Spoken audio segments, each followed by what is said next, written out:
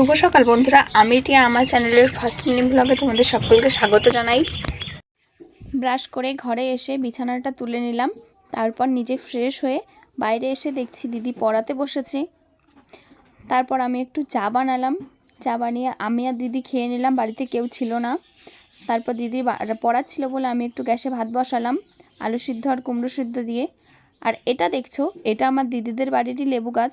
এইটুকু গাছে দেখো কত লেবু ধরেছে। এটাও আমার দিদিদেরই বাড়ির। প্রত্যেকটা বেগুন গাছেই কিন্তু বেগুন হয়েছে। তারপরে স্নান করার আগে একটু লেবু মাখা খেলাম বাচ্চাদের সাথে। তারপর আজ শনিবার ছিল, দুপুরের খাবারে ছিল চিচিঙ্গা ভাজা আর সোয়াবিন আলু তরকারি। তারপর দিদি বাসনটা মাজছিল বলে আমি এঁঠোটা নিয়ে নিলাম। আর এই যে দেখছো, এগুলো আমার দিদিদের জমির বরবটি, এগুলোকে বাজারে নিয়ে যাওয়া হবে।